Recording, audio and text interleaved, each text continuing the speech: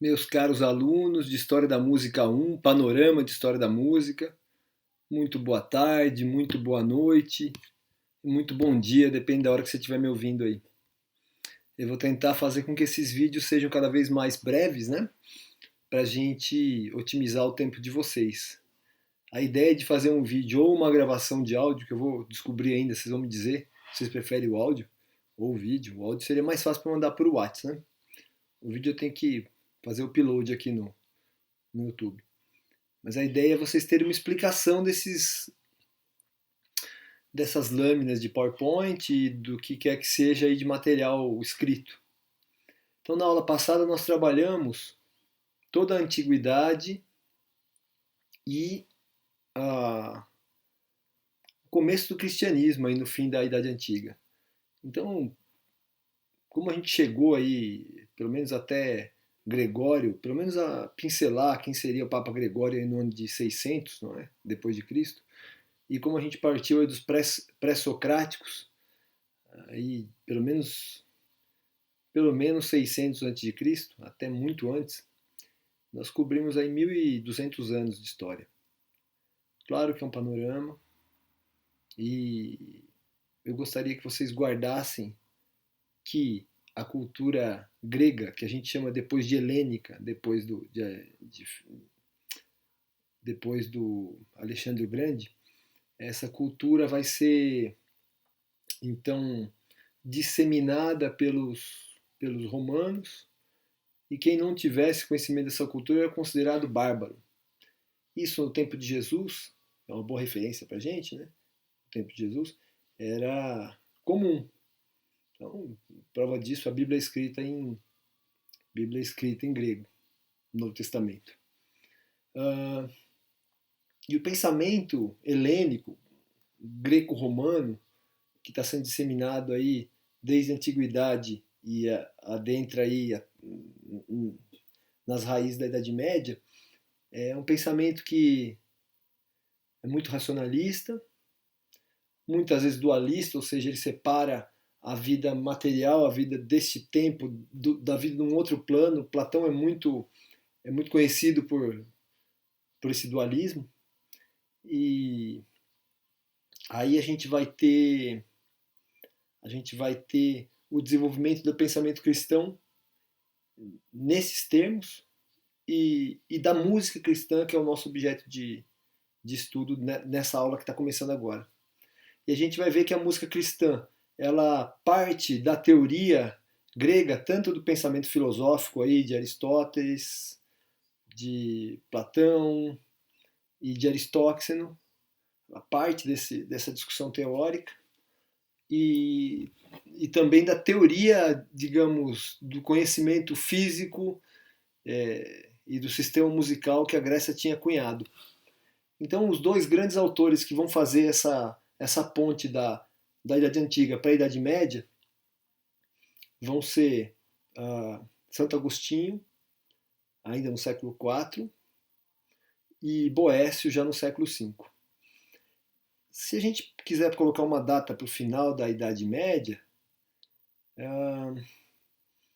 é o final do século V, não é? E esse final do século V é marcado por muitas invasões de povos tidos como bárbaros, mas eram povos nômades que passavam pela terra e de fato arrasavam a terra.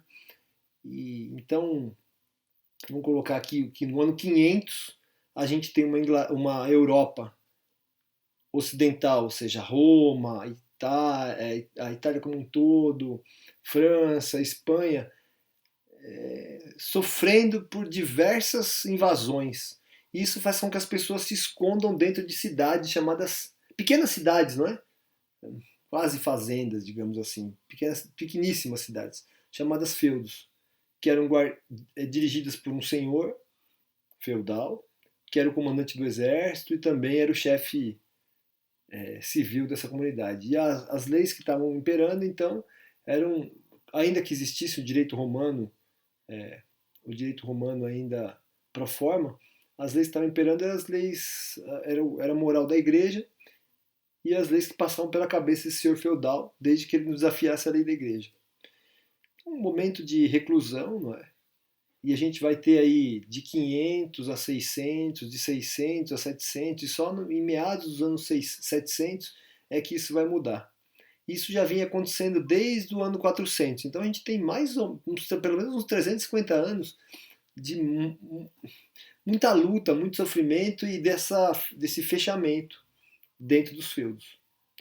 Isso faz com que aquela efervescência de pensamento que a gente tem no final da antiguidade, aquela efervescência de digamos, de tradições musicais, a aplicação do pensamento teórico grego aos usos comuns das pessoas, musicais, digo, ele vai desaparecer ou vai diminuir muito. Então, nós temos aí um cenário triste e que o Papa Gregório, que foi Papa de 590 a 604, tentou minimizar, fez uma primeira reforma dos cantos. A gente não sabe exatamente qual foi o trabalho dele. A gente sabe que ele não compôs de fato cânticos, ou se compôs, não foi essa a principal é, a principal contribuição dele para a cultura ocidental, foi de fato ter sido um grande pensador e ter pensado na música de forma especial e dando então importância. Então a gente está falando aí do ano de 400, do ano de 500, do ano de 600, e aí a gente tem nesse período regionalismos, porque a Europa estava dominada por diferentes povos que tinham vindo de invasões, enfim, uma história complexa. Mas assim, ó, na região da Espanha a gente tinha os visigodos. No norte da Europa, onde está Países Baixos, França, até um pedaço da Suíça, a gente tinha os galicianos. E aí na Itália a gente tinha lombardos, tinha em Milão, que fica mais à direita, né, mais na costa adriática, a gente tinha uma relação direta com o Oriente, com o Bizâncio. Então essas tradições, esses locais tinham diferentes tradições de cantos. Então você vai ter 4 tradições de cantos. Vamos recordar 4. O romano, que era o oficial da igreja de Roma. O galiciano, que era o canto do que seria a França, essa região do norte da Europa. O visigodo ou moçárabe, que era da região de Toledo, Salamanca, na Espanha. E a gente vai ter ainda o ambrosiano ou milanês, que ficava em Milão, e era mais ornamentado. Fora essas 4 tradições que estão na Europa Ocidental, na Europa Oriental a gente tinha ainda um imperador, tinha ainda uma tradição vinculada ao pensamento helênico, a gente tinha influxos de culturas orientais mesmo. Então, assim, a tradição bizantina ela vai andar em paralelo à tradição europeia. E nesse momento, a tradição bizantina estava ainda com muita força, muita riqueza. E a europeia, ocidental, ela vai ter esses regionalismos que eu falei, mas ela, digamos, num estágio de vive aí num estágio de. A palavra seria pobreza mesmo, eu queria dizer assim, é um regime de exceção, né? Muitas invasões e tudo. Ah, aí, no próximo slide, eu estou seguindo os slides aqui, tá?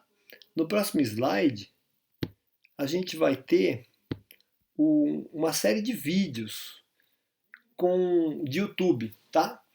Você pode assistir um trecho do vídeo, se assistir 1 minuto de cada vídeo já está ótimo. Ah, eu quero assistir tudo, muito melhor, tá? Mas assim, ó, o exemplo que a gente coloca aqui, o primeiro, é um canto bizantino. Pelo que eu vi aqui, ele não é um canto dessa época de 400, 500, é um canto que foi recolhido depois, aí, provavelmente já na Baixa Idade Média, depois do ano 1000. Mas é um bom exemplo de como os bizantinos tinham mais ritmo, como tinha mais orientalismo na melodia, ou seja, você não consegue notar essa escala gregoriana, né? Essa escala de modos tão, tão explícita, você tem intervalos menores que meio tom. Então ouça com atenção esse primeiro vídeo.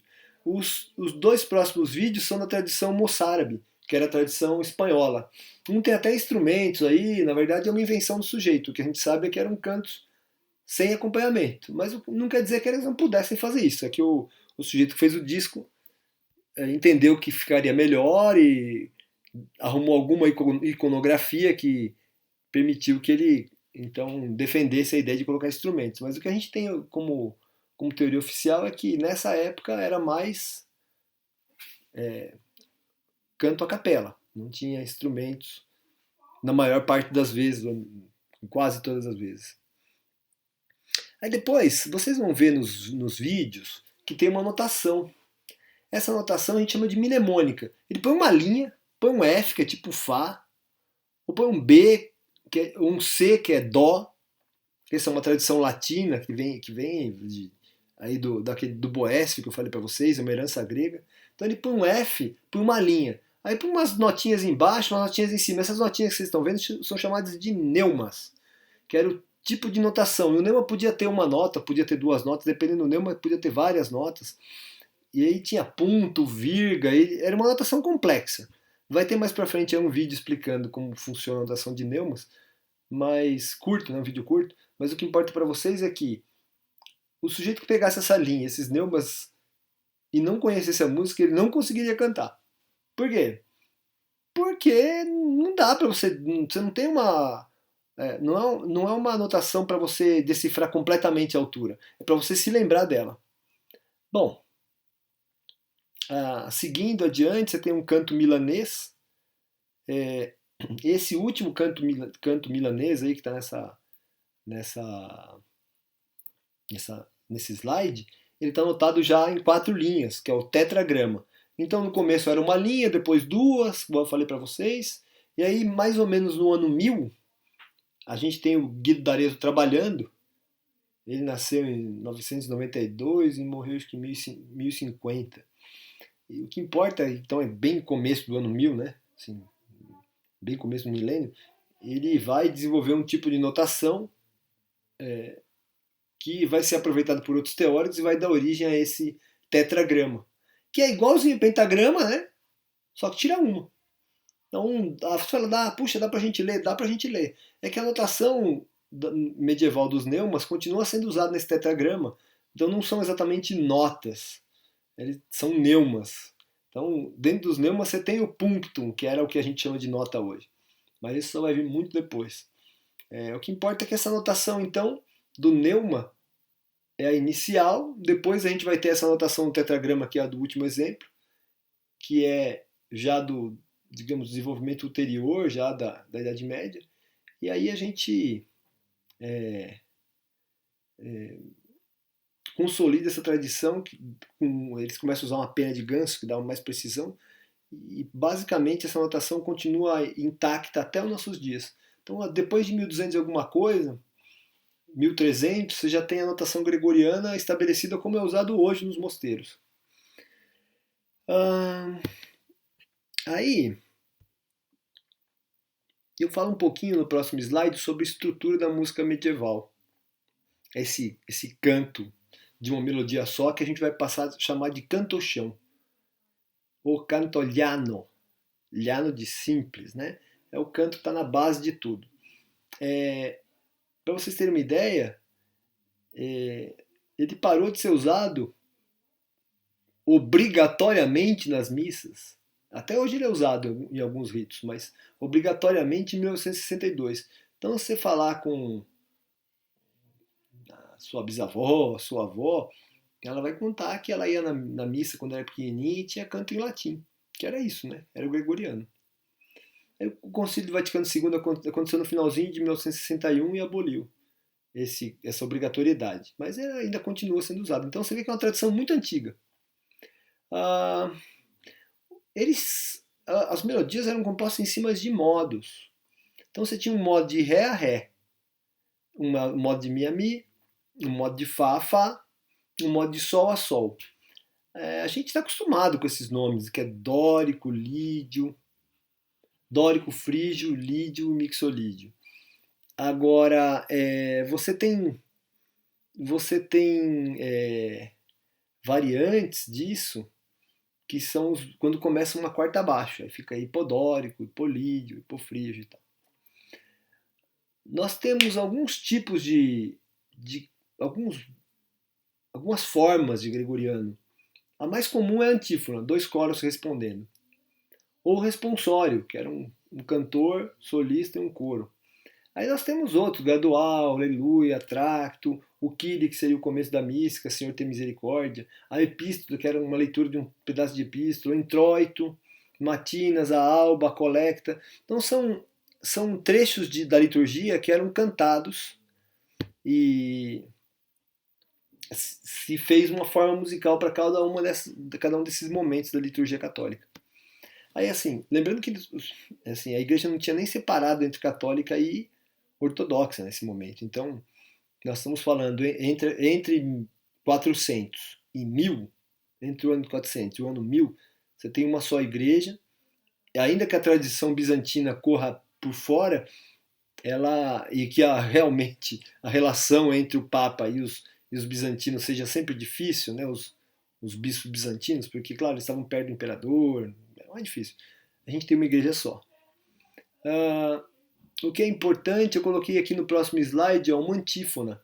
Você consegue notar que ela é cantada por dois coros, que o importante é o texto, que você não tem dança, você tem o caráter do texto sendo expresso. E que esse caráter é super solene, né? Depois vocês vão ver que tem um órgão tocando no fundo, mas era só um apoio. O órgão vai aparecer posteriormente aí na tradição, até porque a maioria das igrejas não tinha órgão. Antes do ano 1000 você não tem órgão. Depois do ano 1000 ele vai aparecendo, à medida que tem catedral tem órgão. Né? Mas ele não é um instrumento. Os instrumentos não têm uma função primordial nesse tipo de tradição. É a voz, é o canto da palavra que tem, não é? No Oriente você vai ter mais órgãos, ok? Aí eu volto aqui a falar no próximo slide. Eu vou sempre reiterando algumas coisas sobre a estrutura do cantochão. Você tinha uma maneira de cantar que era silábico. Eu vou cantar aleluia. Aleluia. Uma nota, uma sílaba. Aí uma neumática. Você tem, para cada sílaba, algumas notas. Aleluia. Ok? Isso seria um neumático. Algumas notas para uma sílaba. Agora, o melismático. Para falar um A, vai 1 minuto.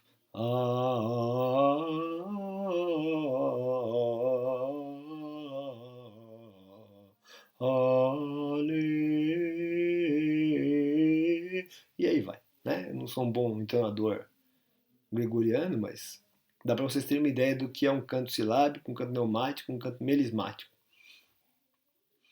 É interessante que quando você tem a representação dos modos em escalas, modos são muito mais do que escalas, mas você vai ter o modo ascendente no gregoriano, eles representavam como uma escala ascendente, e os gregos representavam como uma escala descendente. Eles não tinham partitura, mas a representação deles quando fazia era descendente. Isso, uma leitura simbólica e poética, vai colocar a música dos gregos como algo que veio dos deuses para os homens e a música dos homens europeus, católicos, cristãos, né? Como algo que sai dos homens e vai para Deus. É só uma visão poética aí, né? Agora, eu estava falando dos modos para vocês, não é? Você tem dórico, frígio, lídio, mixolídio, que é o modo de Ré, respectivamente. Dórico, Mi, frígio, Fá, lídio, Sol, mixolídio. Eles tinham um nome medieval que era próteros, deuteros, trítios e tetrardos. Esses nomes eram nomes que vinham dos gregos via Boécio. E você tem alguns modos que começam uma quarta abaixo, que eram chamados hipodórico, hipofrígio, hipolídio. Os modos têm, mesmo começando uma quarta abaixo, o hipodórico tem que é o modo de Ré, começado em Lá, ele tem que acabar em Ré. Ele tem uma nota finalis comum, o hipo e o autêntico. Já eles têm tons de recitação diferentes. Então tinha uma nota dentro do modo que ele usava para recitar. E cada modo também era entendido como algo que tinha um caráter, um ethos. E além disso, os modos tinham certas fórmulas melódicas. Então começava, saltava uma quinta, depois floreava.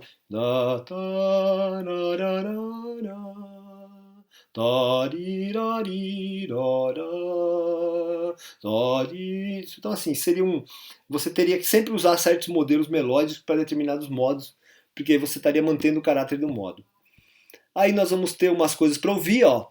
Um aleluia, com frases neumáticas, seguida de melismas. Então você tem uma frase neumática iniciando, depois um melisma. Aí você tem uma outra frase neumática, outro melisma. Está na gravação do YouTube. Aí você consegue ver a notação em 4 linhas de novo. Aí eu coloco um tutorial de um mosteiro, na verdade, de um mosteiro moderno, para vocês verem que isso é usado e o monge lá, o frei, está explicando para os noviços como é que tem que usar os tons de recitação. Como é que ele usa a nota. Aí você consegue notar que ele usa uma nota para recitar, mas não. Ele tem que começar da nota do modo na finalis, tem que terminar na finalis, e ele tem que fazer um caminhozinho para chegar na recitação. Isso fica bem claro no vídeo. É um vídeo curto aí, tá? Todos esses vídeos vocês podem assistir como exemplo. Mais de 1 minuto de vídeo desses vídeos, 1 minuto e meio, é desnecessário, mas é interessante, tá? Aí nós temos, ó, a liturgia até o ano 1000. Eu dou uma reiterada sobre aqueles 4 estilos, lembra? Romano, galiciano, moçárabe e ambrosiano. Aí eu coloco um marco na história. O imperador Carlos Magno, filho do Pipino Breve, que nome para um rei, né?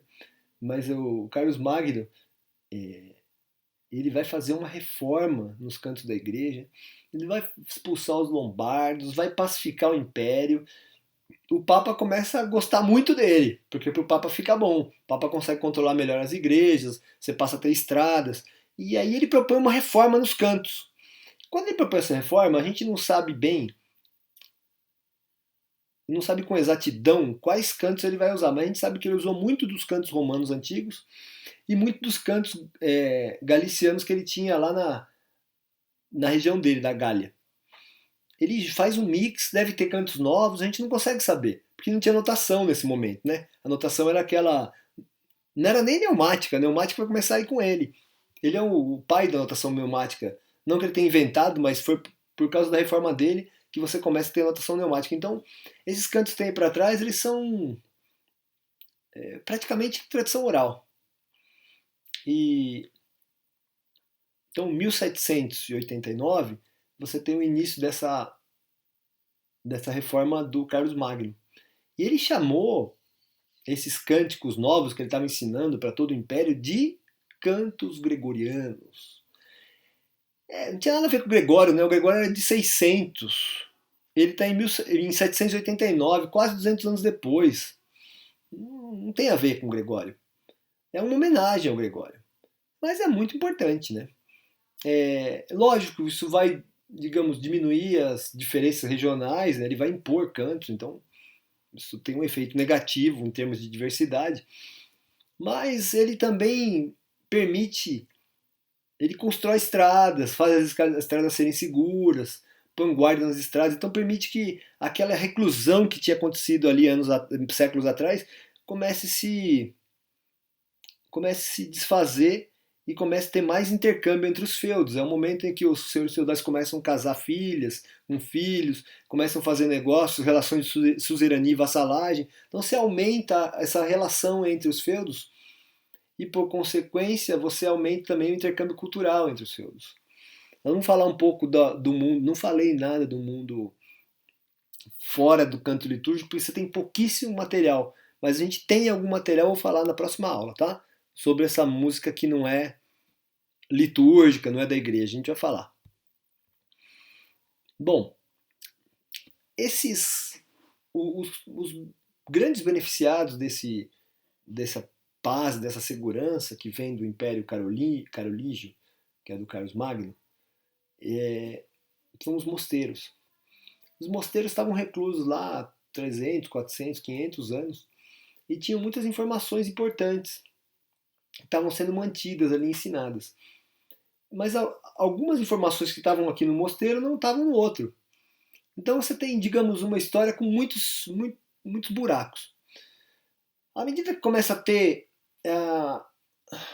intercâmbios de manuscritos, de monges, porque as estradas estavam mais seguras, você começa a ter um florescimento do conhecimento. Isso gerou um tipo de música novo chamado tropo. O tropo podia ser três coisas, mas basicamente era a mais importante das três era colocar um texto sobre o melisma. Então você tinha um melisma de aleluia que podia chegar aí a 2, 3 minutos, às vezes até mais. Aí os monges falaram, puxa, dá muito. Olha, só para vocês entenderem, os caras ficavam 10 anos estudando para ser monge cantor. Dava muito trabalho. Tinha que ter muita memória. E aí eles reclamavam, puxa, minha memória não está gravando esse melisma, é muito longo, é muito difícil. Tudo bem então. Mas qual que é a sugestão que o senhor tem, seu monge? Ah, eu queria colocar um texto em cima. Só para decorar. Mas isso era pretexto, né, gente? Ele queria fazer uma poesia para aquela música. E ele fazia. Então esse é o primeiro tipo de tropo. Os outros tipos de tropos são acrescentar alguns melismas, que já era uma coisa que existia, ou acrescentar ainda texto e música. Assim, você tem um texto assim: Senhor, eu te peço misericórdia. Aí o tropo seria colocar no meio lá: Senhor, Deus do universo, todo-poderoso, Criador do céu e da terra, eu te peço misericórdia. Então era uma coisa enfiada ali no meio. Vocês têm aqui no YouTube um vídeo do sujeito explicando isso que estou falando. Se vocês não quiserem ouvir o espanhol dele, embaixo você tem alguns exemplos de como esses tropos funcionam. Ele explica bonitinho lá no vídeo. Um vídeo bem montado, dura uns 8 minutos. Eu recomendo vocês assistirem, tá? Mas os exemplos são bons também. Aí, nós estamos aqui no slide 11, indo para o slide 12.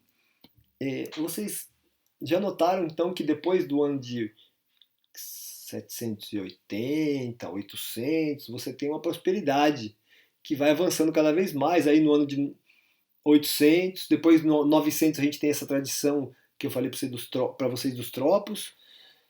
E no ano 1000 a gente tem o Guido d'Arezzo, que vai ser um monge que vai pensar a escrita musical, vai dar um nome para as notas. Ele escreve um hino de São João, e nesse hino, pela primeira vez, o hino parecia com Dó o dia, um lindo dia, Ré, pá, pá, pá, pá, pá, pá, Mi, Pará, entendeu? Então assim, ele começava o hino com o nome de uma nota. Só que era ut, o dó, né? Não era dó. Os outros eram iguais, ré, lá, mi. Mas era mais complexa a teoria dele, com semitons, tinha umas coisas complicadas. Não vale a pena explicar aqui, não é um curso de história medieval, né? Mas o que importa é que ele vai então padronizar, ou vai ser o primeiro a propor uma padronização de escrita que vai dar origem ao tetragrama e as notas que a gente conhece com o nome de nota hoje. Então ele trabalhou aí perto do ano 1000, ele vai então ser o pai da escrita em tetragrama para o gregoriano. E nesse século, e até anteriormente, a gente tinha uma tradição chamada organum. O organum é muito interessante. Alguém canta uma nota, vamos pensar assim, ó. Do, ré, mi. Aí eu vou ampliar o tempo dessas notas. Do, ré, mi. Conforme eu amplio, eu ponho uma segunda voz cantando em paralelo. Dó, sol, lá, si. Então fez quinta paralela. Aí depois você tem uma possibilidade de fazer melismas em cima, florear.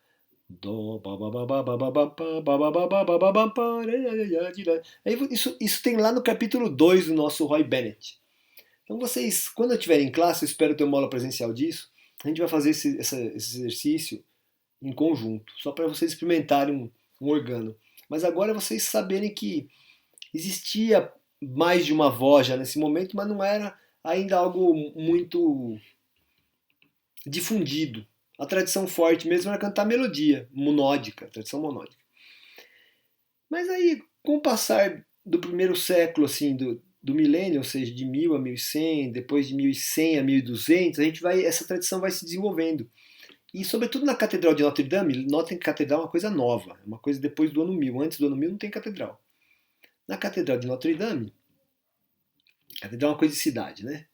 A gente tem dois compositores trabalhando, Leonan e Perrotin, que vão já usar a notação em tetragrama e vão vão escrever muitos organos desses num códice chamado Magnus Liber.